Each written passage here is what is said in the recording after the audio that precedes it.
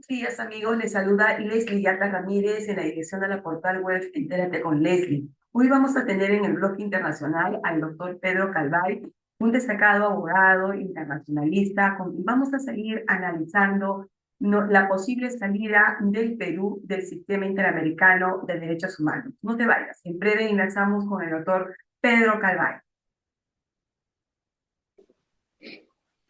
Bien, amigos, regresamos entonces al bloque internacional y ya estamos conectados vía Zoom con el doctor Pedro Calvay, docente universitario, especialista en el derecho internacional público, como lo hemos anunciado. Muy buenos días, Pedro. Muchísimas gracias por estar en el programa Entérate con Leslie. Buenos días, Leslie. Un gusto saludarte. Pero estamos nuevamente en una agenda importante en el Perú. Ya se conformó un grupo de trabajo que va a estar bajo la jurisdicción de la Cancillería para evaluar la posible salida del Perú, ¿no?, del sistema interamericano de derechos humanos. Esto se da en un contexto en el que el Congreso de la República emite una ley, aprueba una ley de amnistía, es promulgada por el presidente, y tenemos también la decisión de la Corte Interamericana que le pidió al Estado peruano no aprobar este proyecto de ley. Tenemos un entrampamiento jurídico internacional y a ver cómo lo resolvemos. ¿Qué opinión te merece esta iniciativa que ya nace del Poder Ejecutivo? Bueno, para empezar, creo que ha quedado bastante claro que el Poder Ejecutivo no tiene mucha credibilidad, ¿no? En sus intenciones recientes, sobre todo porque justo en la entrevista pasada que conversábamos del adelanto de esta medida provisional, que ahora va a ser inminente, ¿no? Con lo que ha hecho el Congreso y ha promulgado el Ejecutivo, es inminente la medida provisional en el caso. Creo que es un gobierno con poca credibilidad. Y es un gobierno no solamente aquí, sino fuera, ¿no? Justo ayer sacó un pronunciamiento la Oficina Alto Comisionado de Naciones Unidas sobre la situación de la ley de amnistía. Y creo que este mensaje que va a dar el Alto Comisionado, más la Comisión Interamericana, más diferentes organismos internacionales, quita cada vez más la casi nula legitimidad que tiene este gobierno en relación a su comportamiento internacional. Y no es en un tema incluso de derecho internacional, pero sí lo comento porque tiene de esta naturaleza, digamos, incluso el conflicto con Petro, digamos, la posición de Cancillería, si bien ha sido sólida a nivel de los comunicados, desde el punto de vista político y la presencia de la propia presidenta demuestra pues que no sé si le interesa ser legítima, parece que no. Y lo que me preocupa de eso es que esté tomando decisiones al no tener legitimidad y aceptación por la comunidad internacional y tampoco por el ámbito interno, decisiones totalmente irrazonables, ¿no? Ni justificadas moralmente ni jurídicamente, ¿no? Lo de ayer demostró eso, perdón, anteayer, lo de esta ley de amnistía, y pues lo que ahora pase respecto a esta comisión, me parece que va a tener el mismo caliz. O sea, yo creo que es cumplir una formalidad para decirnos después que el Perú quiere salir del sistema interamericano y quiere sacarnos con la justificación de que el sistema es político, que favorece a los, como lo han dicho sus cancilleres y las personas que forman parte de este grupo, no sé, esta alianza no escrita de intereses que hay ahorita en la política, ¿no? Me parece que yo siento, al menos de lo que percibo, que no hay un interés en el respeto al derecho internacional, o sea, es conveniencias políticas que nada tienen que ver con el derecho internacional, porque ellos conocen el derecho internacional, saben que está mal, pero insisten porque no les interesa bajo ningún aspecto la legitimidad, ¿no? O sea, perdón, la legalidad, solamente tomar decisiones por cuenta propia del poder, ¿no? Pedro, Jurídicamente, en dime. ese sentido, sí, yo creo que es un factor importante a evaluar en esta toma de decisiones la legitimidad tanto del Congreso, del Poder Ejecutivo, de los órganos, de los titulares de los poderes del Estado. Yo creo que es importante, es un ingrediente que tenemos que analizar cuidadosamente, porque la toma de decisiones tiene que nacer de autoridades que están verdaderamente legitimadas en el ejercicio del poder político. Ahora, ¿el problema es el sistema interamericano o las personas que la componen? Porque son dos Mm, cosas distintas, ¿no? claro. Mira, yo creo que si hablamos de cuestionamiento del sistema, como hemos dicho en otras conversaciones contigo, o sea, hay muchísimas, ¿no? Como todo sistema no es perfecto, pero es un sistema elegido por los estados y lo que hemos visto en los últimos años, incluso es un cambio en la conformación, hay nuevos miembros en las comisiones y en la propia Corte Interamericana. Tenemos incluso al profesor Boreo Odría, incluso como miembro de la Corte actualmente, que no tiene una posición para nada progresista, ni de izquierdas, ni nada por el estilo. O sea, es un sistema elegido por los estados, ¿no? Eso hay que tomar en cuenta, ¿no? Porque a veces piensan, no, las ONGs eligen a los miembros. No, mentira, o sea, los eligen los estados, ¿no? El Estado con posiciones políticas muy particulares negocian y eligen a los miembros de la Comisión de la Corte. Sin embargo, yo siento que te está usando los defectos, o sea, los defectos que sí tiene el sistema interamericano, vamos que los tienen, te están elevando a un nivel que no es para llegar a decirnos, bueno, lo vamos a, como decía el profesor Belaúnde, de manera pues yo creo bastante sorprendente hace unos días que, bueno, desacatemos, no hay que hacer el sistema, desacatemos todo lo que diga la Corte. Claro, si base es el punto de vista, entonces lo que se va a desacatar va a ser lo que diga el poder, ¿no? Lo que no le guste al poder, entonces básicamente puede desacatar cualquier cosa, ¿no? Eh, y es algo pues que genera arbitrariedades, ¿no? Yo creo que el sistema tiene problemas, pero se están usando como justificaciones, o se podrían usar como justificaciones para tomar decisiones que no son razonables, me parece, ¿no? Ujú. Pedro, dentro de los defectos, como tú bien lo has calificado, que tiene el sistema interamericano, ¿cuál de ellas, por lo menos algunos de ellos, podrías comentarnos? Porque realmente uno de los puntos que también conversamos contigo en veces anteriores era la configuración de la Corte Interamericana como una cuarta instancia, ¿no? Y Ujú, esto también resulta peligroso porque también la Corte tiene un lado, tiene que asumir también su propia mea culpa en este sentido de haber generado resoluciones de pronto confusas o apartándose de su propio reglamento o la Convención Americana y configurar mediante sus decisiones el rol de una cuarta instancia. Lo hemos visto en el tema del indulto humanitario de Fujimori, que es cuestionable tanto por el lado del Estado peruano o por el lado del sistema. Lo hemos visto ujú, ahora último que dice, no, no se apruebe la ley, no se ejecute el fallo, suspéndase la ejecución del fallo. Al punto, y lo conversamos contigo, Pedro, ¿no? ujú. Donde el Tribunal Constitucional hizo la interpretación y le dijo a la Corte, usted no tiene poder vinculante en la etapa de la supervisión de sentencias, ¿no? Entonces, si con Ujú. eso cerró una brecha y abrió una discusión jurídica al respecto a la vez. Entonces, ¿cuál es el problema que en estos momentos crees tú como especialista y como conocedor del sistema, porque tú litigas en el sistema interamericano, que está atravesando que no tanto la comisión como la corte? Yo creo que uno de los problemas más importantes tiene que ver con la demora, con el excesivo plazo que demora un caso ante el sistema interamericano, lo cual genera un efecto en la legitimidad de las víctimas. Las víctimas sienten que el sistema no sirve o demora muchísimo, es simbólica, justicia simbólica, y de parte del Estado también afecta incluso el efectivo cumplimiento de las posibles reparaciones, ¿no? O incluso medidas efectivas para evitar llegar a la corte, porque recordemos que la comisión, cuando hay que llegar caso a la Corte, puede plantear lo que son la oportunidad de solución amistosa o incluso recomendaciones que el Estado podría cumplir para no llegar a la Corte, ¿no? Pero, ¿qué recomendaciones van a cumplir si un caso demora 20 años, 16 años? Como mesa redonda, que ahorita tenemos exactamente 2009, 2025, 16 años con informe de admisibilidad recién y fondo no sabemos cuándo llegue, ¿no? Entonces, ¿qué justicia es cuando ya se han muerto más de 50 personas del incendio como representados, ¿no? Entonces yo digo, el tema principal para mí es la demora, pero si hablamos de la institucionalidad y el tema digamos, del agotamiento de recursos internos, una de cal y una de arena, ¿no?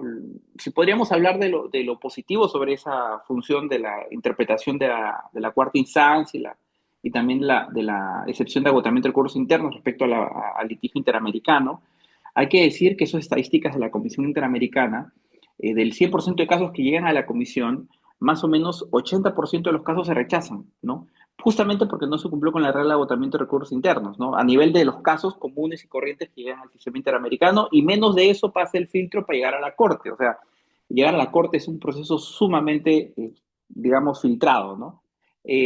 Pero sí, pensando en los pronunciamientos últimos que ha tenido la Corte, yo creo que la Corte, y esto lo comentaba, creo que alguno de tus invitados también lo comentó en algún momento, que la Corte tiene un marcado activismo judicial, ¿no? En muchos temas, sobre todo porque el artículo 29 de la Convención es el tema del principio pro hominem, y esto que la Corte ha empezado a hacer desde la presencia de Cansado Trindade en adelante, aunque había un cambio reciente a partir del 2016-17, un cambio más a una visión un poquito más estatal, pero sí tratando de interpretar a favor de los derechos de las víctimas a nivel procesal, a nivel sustantivo, y esto pues ha llegado a colisiones con llegar al límite, el punto de, o el principio de soberanía, ¿no?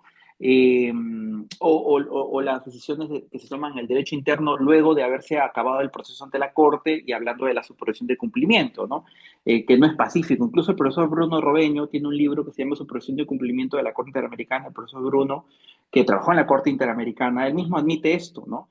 Que este tema de la competencia de la competencia que tiene la Corte, que la misma Corte creó en la fórmula ya de los casos hondureños, es un tema que lo está llevando a un punto límite justamente porque los estados están empujando también a la propia convención a ese tipo de posiciones, ¿no? Desde el punto de vista de las actitudes de los estados, pero también de los nuevos temas que están apareciendo en el sistema interamericano. O sea, cuando la convención se creó, no había emergencia climática, por ejemplo, opinión consultiva sobre emergencia climática. Cuando la convención se creó, no se discutía la posibilidad de reconocer nuevos derechos como el derecho al cuidado, que acaba de publicar la Comisión en la opinión consultiva Sí, sobre el derecho al sí, cuidado, ¿no? así es. Entonces, por un lado es bueno para la posición, digamos, de interpretar los derechos de la Comisión a favor de la víctima, a mejor optimizar un activismo judicial bastante marcado, pero también estamos llegando a puntos límites como este, ¿no? Donde decimos, ¿hasta qué punto vamos a estirar la convención? O sea, es un chicle que se estira, pero si lo estiramos mucho, los estados van a seguir teniendo o aceptando la jurisdicción de la Corte a ese punto. Son cosas que los propios jueces de la Corte, en los votos razonados recientes, ¿ah? Pero ya el profesor, este juez chileno, como voy a olvidar su nombre, ya lo advertía respecto a que se está extendiendo, estirando mucho esta competencia de la competencia al punto de que a nivel procesal como a nivel sustantivo respecto a los límites de los derechos, de interpretación de los derechos, sí se podría estar llegando a estirar mucho la convención y su reglamento, ¿no? Ujú. No, Tanto la Corte como la Comisión. Pedro, podemos decir que, digamos, es correcto que la Corte Interamericana, es decir, es adecuada las terminologías que utiliza la Corte cuando dice suspéndanse el fallo, no apruébese la presente ley. ¿Es Mm, correcto usar esas terminologías? ¿Acaso eso no nos da la configuración de que la Corte se convierte en una cuarta instancia? Como que le... en un proceso contencioso, si esto hubiera sido un caso contencioso que todavía está en trámite ante la Corte, ante la emisión de una sentencia, yo creo que sí, podría Ya, ser válido, pensando, porque lo ha hecho antes, ¿ya? Porque estamos hablando de decisiones que pueden afectar el interés de la víctima o los derechos de la víctima respecto a un proceso contencioso ya dispuesto, esperando sentencia, ¿no? Pero ya cuando hay una sentencia de fondo, ahí viene la discusión, ¿no? Porque supuestamente el Estado ya fue declarado responsable. Lo que estamos buscando es claro. asegurar el efecto útil o el efecto útil de la decisión respecto a los contenidos de la sentencia, ¿no? Y si obviamente el Tribunal Interamericano, ahí sí, porque el reglamento no lo dispone, o sea, esto hay que ser pero muy claros, el reglamento de la Corte ni tampoco ningún documento de carácter, no sé, pues interpretativo, de soft law, más allá de algunas decisiones que están publicadas del presidente del tribunal, ha llegado, digamos, a fundamentar. O sea, la Corte siempre invoca la competencia de la competencia, la interpretación de la convención que tiene por facultad la Corte, pero es muy abstracta, ¿no? Porque yo creo que si hubiera oportunidad de discutir esto, me parece que ya la Corte debe empezar a discutir o llevar ante la OEA la discusión de cuáles son los límites del proceso de supervisión, o en todo caso crear un protocolo adicional a la Convención Americana para establecer los parámetros, proponer a los estados, o la propia Corte genere bajo la competencia de la competencia parámetros de lo que es el proceso de supervisión, ¿no? Que me parece que nos faltan. Incluso el profesor Robeño, en su texto que invito a leer, Supervisión de Cumplimiento de la Corte, él mismo admite esto, o sea, que no hay una base legal eh, Ya no hay formal, ¿no? una base legal cierta, firme y expresa. Sabemos Debería. que puede haber un desborde de facultades, de competencias, que yo creo, Pedro, que es lo que le está pasando al sistema, ¿no? Ujú, Entonces yo creo que hay que reconocer, y creo que tú lo estás reconociendo, yo lo reconozco y he sido siempre bastante crítica del sistema interamericano por las razones que tú has expuesto, ¿no? En el tema de la demora y también en el tema del exceso de competencias que van configurando este desborde, ¿no? Y evidentemente no solo la idea de que de repente pueda ser un rol de cuarta instancia, sino que también podría hasta convertirse en una situación de corte penal, ¿no? Ya por poco le falta decir individualizar las responsabilidades, ¿no? Del caso en que se le somete. Entonces yo creo que hay que hacerle los ajustes, ¿no? Los ajustes normativos en cuanto a a la supervisión de sentencia y para poder justamente adecuar una mejor ruta de aplicación de la norma internacional. Esto creo que es importante la oportunidad.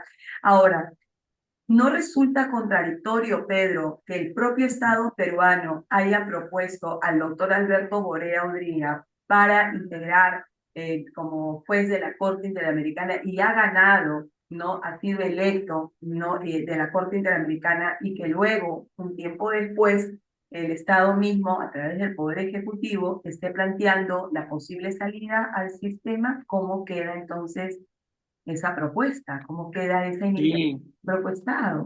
Es una contradicción de la propia política exterior peruana, ¿no? Eso ya tiene que ver con su política exterior en materia de derechos humanos, que por un lado dice sí y por otro lado está mirando el momento de salir, ¿no? Lo cual pues demuestra una ambivalencia absoluta, ¿no? O sea, y algo que decir sobre la Corte, porque sí, claro, el tema reglamentario y todo, yo lo mencionaba, pero sí la Corte, en los últimos fallos que he estado revisando desde hace como 4 o 5 años, ha empezado a tener posiciones mucho más conservadoras. ¿Ah? En el caso Manuel hay otros contra Argentina, por ejemplo, si uno lo compara con el caso Brites Arce, uno se da cuenta de que la Corte ya dejó de tener esa visión de tener pronunciamientos eh, pro víctima, sino centrarse un poco más en la parte probatoria, exigirle más a la víctima en la parte procesal para poder demostrar la responsabilidad. Antes la Corte asumía más las presunciones de responsabilidad internacional sobre todo, y en el tema reparatorio, incluso en el tema de indemnizaciones, los montos hace tiempo, y así esto es hace más de 10 años, han ido bajando paulatinamente. ¿Ah? Entonces, si bien, claro, criticamos a la Corte, pero la Corte ya por la propia cambio en su conformación está teniendo también pronunciamientos cada vez, igual que la Comisión Interamericana. Algo muy nuevo en la Comisión de hace 4 o 5 años es que han empezado a emitir, junto con el Foro de Admisibilidad, una opinión separada, ¿no? Actualmente creo que es un comisionado paraguayo, creo que está ahorita en la comisión, que tiene una posición totalmente diferente a los comisionados que han sido elegidos, ¿no? Y ahora se ve incluso que no era común de ver que haya votos separados, incluso Como en voto casos de la Corte. disidente. Claro, claro, o sea, y cada vez más disidentes. Por Mm, ejemplo, ese tema de la interpretación del artículo 7 del protocolo de San Salvador sobre el derecho al trabajo, que ujú. fue aplaudido, Ferrer MacGregor con Máximo y todo, porque él fue el autor de esta posición. Al día de hoy, dos jueces de la Corte, en dos votos recientes, en caso de Desca, han dicho que no, que está mal esa posición, que es una posición que contraviene la seguridad jurídica y sobre todo el Pacta Sunt Servanda, porque los estados en ningún momento admitieron el derecho al trabajo, ¿no? Como parte de un derecho protegido y justiciable, ¿no? Lo mismo está pasando ahora con el derecho al medio ambiente, que si bien la opinión consultiva que lo ha destacado, el derecho al cuidado que también se acaba de reconocer en una opinión consultiva por voto mayoritario, pero no unánime. Entonces estamos viendo un cambio también en la propia conformación y la interpretación de los derechos, ¿no? Y me parece que ese cambio que hay en los países también respecto a, yo creo, el orden político también está teniendo un efecto reflejo en los sistemas de protección, no solamente el sistema interamericano, también los sistemas de protección universal están siendo afectados también por esto, porque como es natural, lo que pasa en los estados a nivel político, digamos, un poco mirada regresiva de la visión más progresista de los derechos humanos, se está haciendo un poquito más conservadora y hay que admitirlo, ¿no? Ujú. Y es algo que está llegando también a los sistemas de... Porque obviamente los estados son los que eligen los miembros de los sistemas. Entonces, no las ONGs, hay que ser muy claro en esto, No, ¿no? sí, claro. Y por eso pasa estas cosas, ¿no? ¿No? Y que los estados tienen que mejorar también las propuestas de candidatos o candidatas que lanzan para la conformación del sistema, ¿no? Y sobre todo que estas propuestas sean conocidas por la ciudadanía donde se puedan escrutar, ¿no? Escrutar Ujú. a qué personas se le está proponiendo, cuál es el perfil profesional, político, ¿no? Entre otros que se está proponiendo para que vaya a conformar un sistema, ¿no? Sí, sí, sí. Bien, eso. Sí, ahí solamente hacer un pie de página, perdón, Leslie. Por cierto, este tribunal no tiene mujeres, ¿ah? Tiene una nomás, creo que ya va a vencer su plazo y es inédito que solamente hay una mujer en un tribunal interamericano cuando lo propio, también por temas yo creo, de representación y de equidad, es que haya más mujeres, ¿no? Y es algo que G-Qual admitió y advertido también, que refleja esta visión regresiva, ¿no? Un poco de no con tomar en tema el enfoque de género o la participación de las mujeres en tribunales internacionales, lo cual es sintomático del momentum, ¿no? Que debería ser diferente, me parece, ¿no? Buen punto, Pedro, en ese aspecto. Y finalmente, dos preguntas finales. Esto, Pedro. Se ha dicho que la Corte Interamericana o el sistema interamericano le tiene bastante, digamos, no tiene una armonía con temas de Fuerzas Armadas. Por eso es que la Corte Interamericana salta, la Comisión también, como que no le tienen aprecio, no valoran, no escuchan nombres de Fuerzas Armadas y para ellos es algo terrorífico, incluso se ha dicho, ¿no? Entonces, yo te quiero preguntar en ese sentido, ¿cuál es el impacto, ¿no? de Fuerzas Armadas en el sistema interamericano? Y dos, eh, digamos ya para cerrar la entrevista dos, ¿es realmente viable presentar una propuesta o evaluar una propuesta de salida del sistema interamericano en un contexto en la que internamente en el Perú tenemos confrontación de poderes entre titulares de los poderes y órganos? Lo hemos visto, el acto vergonzoso del Ministerio Público ante el desacatamiento de una resolución de la Junta Nacional de Justicia, ¿no? Y ahora la está inventando la plana. En fin, tenemos confrontación de órganos y poderes del Estado, donde Sí, cualquier cosa puede suceder, sí, y claro. tenemos un sistema que estamos por salirnos de esto, porque yo creo que las rutas se están acentuando para salir del sistema, no valgan verdades. Eh, ¿Qué opinión te merece? ¿Cuál es tu opinión respecto a estos dos últimos puntos, Pedro? Bueno, sobre las Fuerzas Armadas, yo casualmente soy docente del Centro de Estudios de Derechos Humanos de las Fuerzas Armadas del Perú. Dicto cursos también a los militares. Este ciclo he dictado más de, yo creo sin exagerar, ¿ah? En público a más de 2.000 militares, porque me ha tocado dictar clases de 400, aulas de 400 personas, ¿no? Con el esfuerzo que hay que admitir del Estado peruano de traer esos estándares en el conocimiento de las fuerzas y funcionarios, ¿no?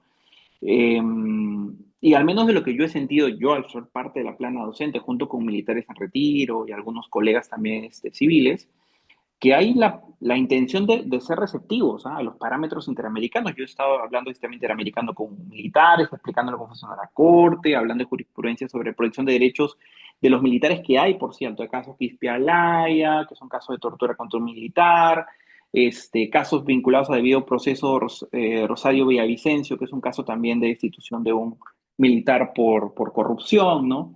Eh, y hemos hablado de eso y ha sido productivo, ¿no? Ahora, desde el ejército, al menos peruanos, lo que yo percibo, existe una receptividad, al menos en la parte formativa, que es la que yo veo y soy testigo de ese proceso. Eh, Ahora, mirando, incluso también se modificó, a pie de página en esto, una resolución viceministerial el año pasado, creo que fue la 1098, que modificó, incorporó los estándares de la 1095 y los parámetros del sistema interamericano en temas de uso de la fuerza. Esto es algo del año pasado, ¿ah? Que fue aprobado en noviembre o septiembre del año pasado, ¿no? Y ahora estamos enseñando eso a los militares para evitar situaciones como la que ocurrió en el 2022, ¿no? Eh, pero eso básicamente son parámetros interamericanos. Ahora, ¿cómo es que el sistema interamericano está mirando a las fuerzas militares? Eso sí hay que ver país por país, ¿no? Países, por ejemplo, como México, tiene una, digamos, en los casos contenciosos al menos, se ve mucho conflicto, porque muchos de los organismos del Estado mexicano que han sido reticentes a cumplir los estándares interamericanos son los militares y policiales, ¿no? Que ahí hay mucha reticencia. Los jueces no, porque hasta la Corte Suprema Mexicana tiene convenios con la Corte Interamericana para implementar estándares, hasta cursos y bases de datos han creado en los últimos años, ¿no? Pero sí en el ámbito, sobre todo de los mecanismos de seguridad, se ve en México un problema, en Guatemala más o menos vamos por ahí. Colombia tiene una posición diferente, ¿no? Cada país tiene, al menos yo veo, al menos de la correlación de fuerzas entre la Comisión, y la Corte y los órganos de seguridad, se ve pues al menos las dinámicas van cambiando país a país, ¿no?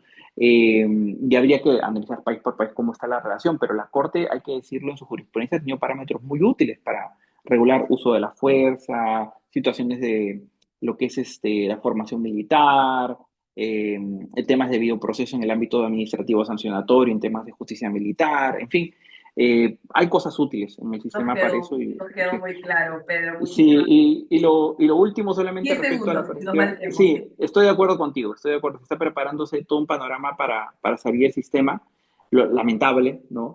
Y nos hace daño a todos, no solamente a sectores de la política, sino a todos nosotros, porque el sistema es lo último que tenemos frente a un sistema de justicia que muchas veces tienen problemas muchísimos en temas de bioproceso, acceso a la justicia, en fin, el sistema es la última carta que tenemos para pelear a veces, ¿no? Y quitarnos esa carta nos hace daño a todos, no solamente a ciertos sectores de la sociedad, sino a todos en la posibilidad de enfrentarnos a estos problemas, ¿no? De accesibilidad a la justicia en el Perú. Muchísimas gracias, Pedro. El tiempo nos ganó. Ha sido realmente muy interesante conversar contigo desde muchas perspectivas y que esto vamos a seguir socializando en Entérate con Leslie, el debate de la posible salida del Perú del Sistema Interamericano de Derechos Humanos. Pedro, muy buenos días. Muchísimas gracias y será hasta una nueva oportunidad. Muchas gracias, cuídate mucho.